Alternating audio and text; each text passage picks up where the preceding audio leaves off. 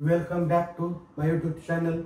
My name is Suhas Sagarkar. So today new grammar topic English use infinitive. म्हणजे आपल्याला वाक्यामध्ये 10वीच्या board मध्ये एक मार्क येते हे यूज ऑफ इन्फिनिटिव्ह. तर तुम्हाला त्या वाक्यामध्ये इन्फिनिटिव्ह करायचं सेंटेन्स असते तर त्यावेळेस तुम्हाला एक मार्काला हे पडते 10वीच्या बोर्ड मध्ये. तर ते आपण आज टॉपिक घेतलाय. तर आता बघा पहिलं सेंटेन्स आहे overtaking a world record was mere formality. तर हे वाक्य दिले तुम्हाला. तर ह्याला काय करायचंय जे मूळ वर्ब आहे किंवा मेन वर्ब आहे तर त्याला आयएनजी प्रत्यय आलेला असते.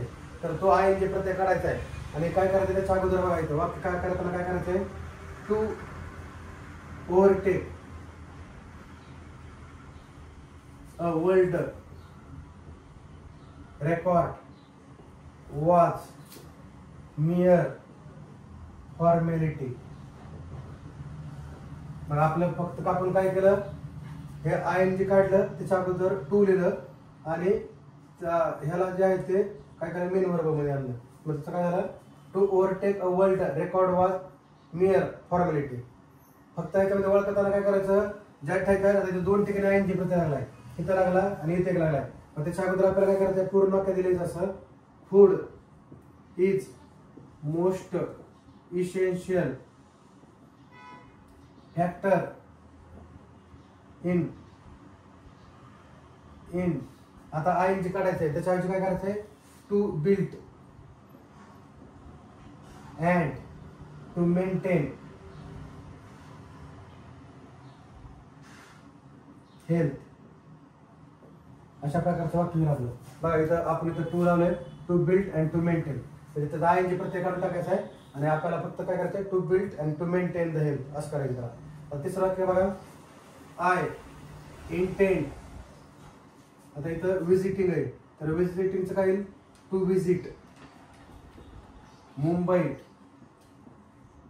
Next month. बघा ज्या ठिकाणी आयएनजी प्रत्यय लागलाय का आता इथं काय आयएनजी लागलाय मग काय वाक्य येईल आय लाईक टू रीड. एवढंच वाक्य आहे समजतंय. फक्त याचा वाक्याच्या अगोदर इथे टू टाकायचं आणि याचा आयएनजी प्रत्यय काढून टाकायचा मग टू रीड झालं समजतंय. तर अशा प्रकारे यूज ऑफ इन्फिनिटिव्ह. तसं इथं ब्रॅकेट मध्ये तुम्ही असं लिहिलं तरी जमते टू. परत नेक्स्ट वाक्य आहे बघा he decided to sending his eldest son Bahurao to Kolhapur. तर इथं आयएनजी कुठं लागलाय सेंडिंग लागलाय. मग काय करायचं इथं he decided to send his eldest son Bahurao to Kolhapur. समजतंय का कोल्हापूर.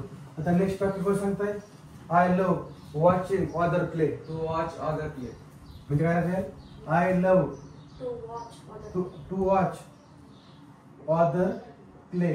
अशा प्रकारचे तुम्ही उत्तर येईल. त्याच्यानंतर पुढचं काय two pieces is seeing a sunset and knowing whom to thanks. काय Peace peace is is to see sunset sunset and to know whom to thank. right. आता नेक्स्ट काय आहे पुन्हा I like being with children. I like I like to be with children.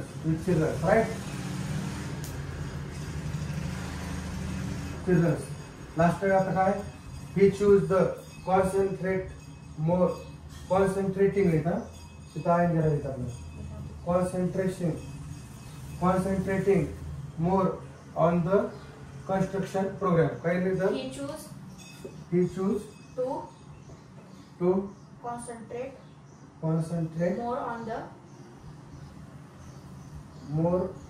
on the